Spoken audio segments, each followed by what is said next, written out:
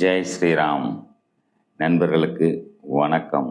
நான் உங்கள் ஜோதிட ஆசான் லக்ஷ்மி நாராயணன். இன்றைக்கு நாம் பார்க்க போகிற தலைப்பு, இந்த 2025 மே மாதம் குரு பகவான் ரிஷப ராசியிலிருந்து மிதுன ராசிக்கு பெயர்ச்சி ஆகிறார், அதாவது பயணம் மேற்கொள்கிறார். முதல்ல குரு பகவான் அப்படின்னா என்னன்றது ஒரு சின்ன ஒரு விஷயமா பார்ப்போம். குரு பகவான் அப்படின்னாலே புனர்பூச நட்சத்திரம், ஸ்ரீராமர் பிறந்த நட்சத்திரம், மூங்கில் விருட்சமாக சொல்லப்பட்டுள்ளது. மூங்கில் கரும்பு விருட்சமாக சொல்லப்பட்டிருக்கு. விசாக நட்சத்திரம், விசாகம்னாலே எல்லாருக்கும் ஒரு விஷயம் தெரிஞ்சிடும், வைகாசி விசாகம் அப்படின்னு இல்லையா. விசாக நட்சத்திரம் முருகருக்கு சிறப்பான நட்சத்திரமாகவும், முருகர் பிறந்த நட்சத்திரமாகவும், விலாமரத்தை விருட்சமாகவும் சொல்லப்பட்டிருக்கு. பூரட்டாதி நட்சத்திரம் யார் பிறந்திருக்காங்க தெரியுமா? பணம் பணம் பணம் பணம் வேணும், தேவைகளுக்கு பணம் வேணும், எல்லாத்துக்கும் பணம் வேணும். யாரை கும்பிட்றோம்? குபேரனை கும்பிட்றோம் இல்லையா. குபேரன் எங்கே இருக்கான்னு வேற தேடுறோம், அதை வேற சொல்லிட்டு இருக்கோம். குபேரன் இங்கே இருக்கார், எங்கே இருக்கார்? எங்கே இல்லை. குபேரன் புரட்டாதி நட்சத்திரத்தில் தான் குபேரன் பிறந்திருக்கார், சரிங்களா. தேவதாரு அப்படிங்கிற அந்த மரம் விருட்சத்தை தான் புரட்டாதி நட்சத்திரத்துக்கு சொல்லியிருக்காங்க.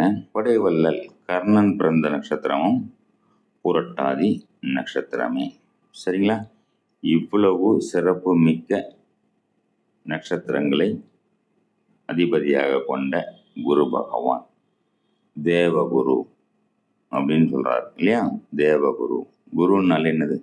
அமைதி, கருணை, ஞானம், தன்னிடம் உள்ளதை எதுவாக இருந்தாலும் விட்டு கொடுத்துருவாராம்.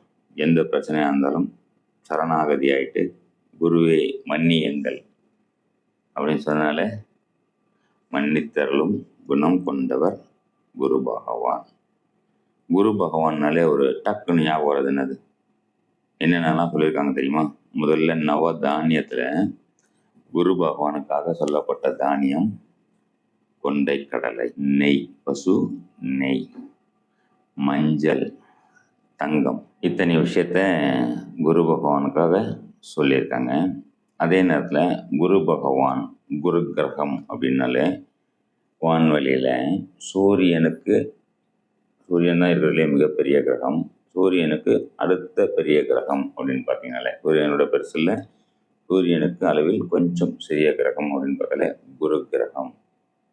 அப்போது குரு பகவான் உருண்டை மட்டும் இல்லை, மிகப்பெரிய பிரம்மாண்டமான அப்படிங்கிற ஒரு மிகப்பெரிய சக்தி கொண்டவர். குரு கிரகத்தில் எந்த கிரகத்திலையும் இல்லாத ஒரு விஷயம் இருக்குது, என்ன தெரியுமா? மீத்தேன் வாயு. அந்த மீத்தேன் வாயு அப்படிங்கிறது தான் குரு பெயர்ச்சியின் போது மஞ்சள் கலராக இருக்குமா மீத்தேன் வாயு? குரு கிரகம் மஞ்சளாக இருக்கும், சரியா. அதனால தான் மஞ்சள் சார்ந்த விஷயங்களாகவே நமக்கு கொடுத்துருக்காங்க. அப்போ அந்த மீத்தேன் வாயுவை எங்கே அனுப்புகிறாரு? பூமிக்கு அனுப்புகிறாரு. இதை குரு பகவான் பயிற்சி ஆகும்போது இந்த குரு பகவானின் ஒளிக்கதிர்கள் பூமியில் படுது.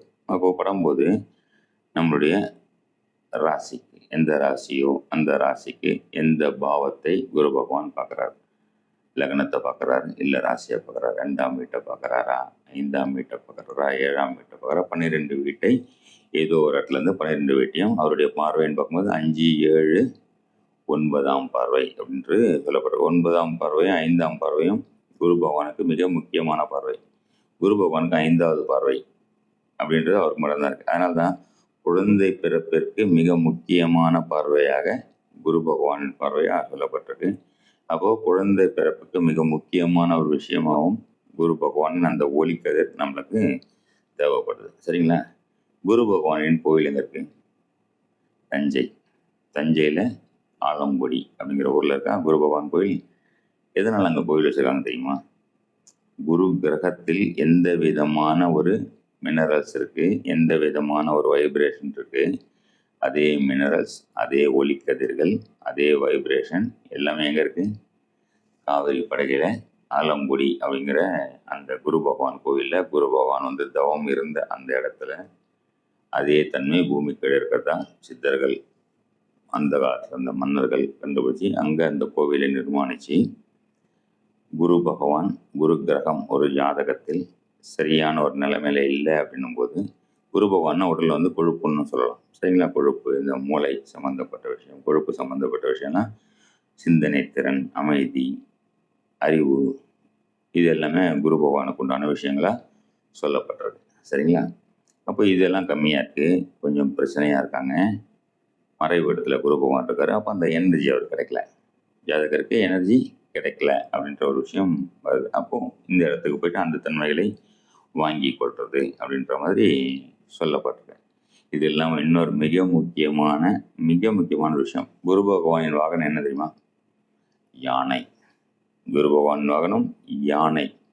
இப்போ சாதாரணமாகவே நமக்கெல்லாம் பார்த்தீங்கன்னா வலது நாசியிலே மூச்சு போகுது, இடது நாசியும் மூச்சு போகுது. அப்போ சூரியகலை சந்திரகலைன்னு சொல்கிறோம். 2 மணி நேரம் 1.5 மணி நேரத்துக்கு ஒரு வாட்டி மாறி மாறி கொஞ்ச நேரம் வலதாக வேலை செய்யும், கொஞ்ச நேரம் இடதாக வேலை செய்யும். குறிப்பிட்ட சில நேரத்தில் மட்டும் சுழுமுனை சொல்லப்படுற 2 நாசியும் சேர்ந்து மூச்சை இழுக்கும், மூச்சை விடும், மூச்சை இழுக்கும், மூச்சை விடும். 2ம் ஒரே நேரத்தில் வேலை செய்யும். ஒரு சில நேரத்தில் வலது வேலை செய்யும், ஒரு சில நேரத்தில் இடது மட்டும் வேலை செய்யும். சரிங்களா? இதை சூரியகலை சந்திரகலைன்னு சொல்கிறது. இந்த மூச்சை தான் சுவாசம் சொல்கிறோம், சுவாசின்றோம். சுவாசி, வாசி, வாசி, சுவாசி, சிவா, வாசி, சிவா, வாசி, இதே வாசி அப்படின்ற விஷயமும் சொல்லப்பட்டிருக்கு. சரிங்களா? அப்போது இந்த சுழுமுனை சொல்லும்போது, இந்த சுழுமுனை ஒரு மனிதனுக்கு போடும்போது ஏதாவது ஒரு விஷயத்த சொல்லானாலோ இல்லை நினைச்சானாலும் டக்குன்னு நடந்துடும். நான் நினச்சேன் நடந்துச்சு, நான் சொன்னேன் நடந்துச்சுன்னும் போது அந்த நேரத்தில் அவருக்கு அந்த சுழுமுனைன்ற அந்த சுவாசம் ஓடி இருக்கும், நடந்துடும், கண்டிப்பாக நடந்துடும். சரிங்களா? இது எப்பவுமே சுழுமுனையில் ஓடுமா அந்த சுவாசம்? யாருக்கு தெரியுமா? யானைக்கு. அதனால்தான் குரு பகவான் யானையை வாகனமாக வைத்துள்ளார் அப்படின்னு சொல்லப்பட்டிருக்கு. இதனால தான் பார்த்தீங்கன்னா ஒரு பிரச்சனையாக இருக்கிற நேரத்தில் யானையிடம் ஆசீர்வாதம் வாங்கி கொள்ளுங்கள்னு ஒரு ஜோதிடர் சொல்லுவேன். நான் நிறைய பேருக்கு சொல்லுவேன், குரு பகவான் வக்கரமாக இருக்காரு, இல்லை குரு பகவான் மறைந்த இடத்துல இருக்கார், ஒரு ஜாதகத்தில் குரு பகவான் சரியான நேரத்தில் இல்லை, குரு பார்வை இல்லை, திருமணம் நடக்கலை, குழந்தை பேர் இல்லை, முக்கியமான நிகழ்வுகள் நடக்க மாட்டேங்குது அப்படின்னும் போது இந்த குரு பகவானின் பார்வை மிக முக்கியம். அப்போது என்ன பண்ணோம்? குரு பகவான் ஸ்தலங்களான அந்த வைப்ரேஷனில் இடத்துக்கு போகலாம், யானையிடம் ஆசீர்வாதம் வாங்குவது. அப்போது அந்த சுழுமுனைன்ற வேலை செய்கிற அந்த யானை ஆசீர்வாதம் பண்ணும்போது, குரு பகவானின் வாகனமான யானை தலைமையில் வச்சு ஆசீர்வாதம் பண்ணும்போது அந்த சுவாசம் தலைமேல் ஓடி என்ன பண்ணும்? அந்த வைப்ரேஷனை ஜாஸ்தி பண்ணிடும். ஆட்டோமேட்டிக்காக நம்மளுக்கு என்ன காரியங்கள் நடக்குமோ கண்டிப்பாக நடக்கும். சரிங்களா? இது எந்த நாளில் போய் பண்ணிக்கணும், அந்த ஜாதகர் எந்த நட்சத்திர நாளில் பண்ணுன்றது அந்த ஜனன ஜாதகத்தை பேஸ் பண்ணி, அந்த நட்சத்திரங்களை பேஸ் பண்ணி, அதாவது நட்சத்திரம் என்ன சொல்கிறது, ஜாதகரின் சந்திரன் என்ற நட்சத்திரம்னு ஒன்று வேலை செய்யும், ஜென்ம லக்னம்னு இருக்கும், லக்னம், ஜென்ம லக்னம். அந்த லக்னத்தின் ஆரம்ப முனையான நட்சத்திரத்தை பேஸ் பண்ணியும் இந்த விஷயங்களை நம்ம கணிச்சு பரிகாரங்களாக சொல்லப்படுது. சரிங்களா?